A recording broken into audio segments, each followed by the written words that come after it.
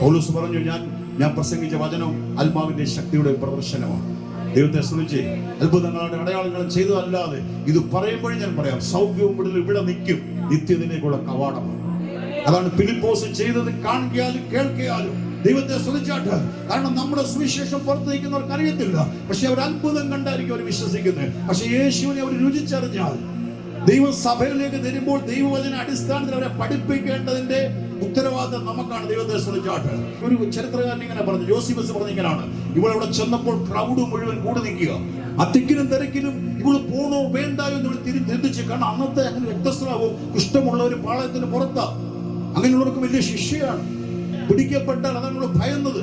പക്ഷെ തിക്കിനും തിരക്കിനും ഇടയ്ക്ക് ഇങ്ങനെ പറയുന്നത്, അവളോട് ചെന്നിട്ട് ഒന്നും പറ്റാതെ അവൾ ആ വ്യക്തി അവിടെ ഇങ്ങനെ പറയും, ഒരു ദേവദാസൻ ഇങ്ങനെ പറഞ്ഞു, എക്സ്ക്യൂസ് മീ എനിക്കൊരു കാര്യം ചെയ്യാനുണ്ട്. അവൾ കൈ തൊട്ടു, പക്ഷെ ആരും അറിഞ്ഞില്ല.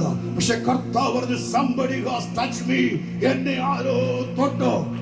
നമുക്കറിയാം, ട്രാൻസ്പോർട്ട് ബസ്സിൽ വലിയ തെള്ളിനകത്ത് തിരക്കിനിടയ്ക്ക് നമുക്ക് കയറിയിട്ട് നമ്മൾ പറയുക, എന്നെ ആരോ തൊട്ടെന്ന് പറഞ്ഞ് നമ്മളെ ആർക്കും പറയുന്നത്.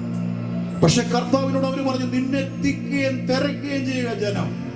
യേശു പറഞ്ഞു, ഞാൻ അതല്ല പറഞ്ഞ്, വെറുതെ തിക്കുകയും തിരക്കുന്നവരുടെ കഥയല്ല ഞാൻ പറഞ്ഞ്, വെറുതെ ഒരു ക്രൂസൈഡ് അന്ന് അവിടുന്ന് പോയേക്കാമെന്ന് പറയുന്നവരുടെ കാര്യമല്ല ആമേൻ പറഞ്ഞ്, വെറുതെ എങ്ങനെയെങ്കിലും എന്താണെന്ന് അറിയാമെന്ന് പോകുന്നവരുടെ കാര്യമല്ല പറഞ്ഞ്, എന്നെ വിശ്വാസത്തോടെ ഒരാൾ തൊട്ടു.